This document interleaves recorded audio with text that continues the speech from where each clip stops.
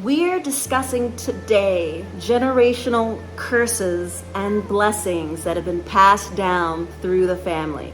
I'm Fox Red Sky. I am your astrologer, your soul coach. I'm the host for Astrology Obsessed. And as someone who's read thousands and thousands of birth charts, I have the unique privilege of really getting to notice repeating patterns that I see. And so how does this play into generational curses and generational blessings? Well, what I've noticed, and I really look at it from not from a sign perspective as so much as areas of life, and I'm talking about the 12 houses. If you don't know what the 12 houses are, there's a link below. I have a video, I discuss all the 12 houses and what each of the houses mean. But I'm very, very curious about this because, and I would love to hear any of your stories, whether you're an astrologer, an astrology enthusiast. I would love to hear and see your knowledge when it comes to this interesting concept, because basically what I've noticed is that mothers,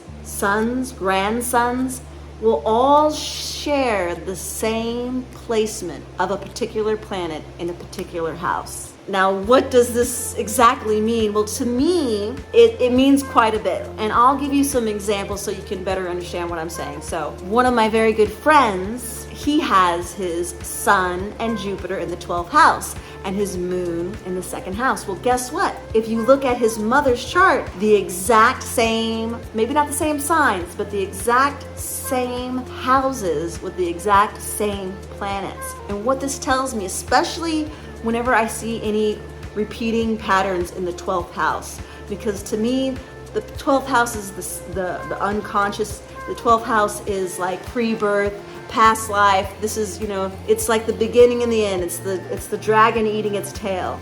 This really tells me that there's probably a super past life connection between that parent and that child or that grandchild. And I've even known one family where the grandmother, the father, and the granddaughter all had Saturn in the 12th house. And this inner critic inside their head where they weren't good enough and they were so judging themselves. It was like in the back of their head all the time, no matter how many times you gave them compliments or how many times you just went into, like, oh my God, you're so amazing. They were just like, no, I'm not. And so this is just, I think, a preview. There's so much more that needs to be discussed about this particular idea and this, it's huge, guys. It's huge because I see the patterns.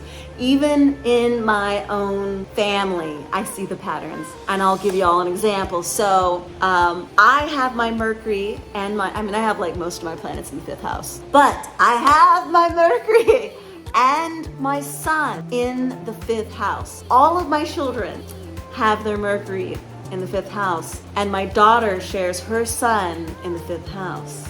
And she's just like me sometimes. Now, the signs are different. The signs are so the layers of the personality are different. But the path is, I don't know, it's interesting, y'all guys. It's so interesting. So I'm probably gonna go ahead and do a series. I would love to get your feedback in the comments. Tell me where you've seen your own patterns replicated, whether they were in your children or your parents or your grandparents' chart, and share this with me because this is a very intriguing study in terms of astrology, which I'm assuming all of y'all are astrology lovers, like myself. So yeah, it's interesting. It's bizarre, dude. But I see blessings and curses. So it's like there's blessings that are being bestowed and I see curses being bestowed.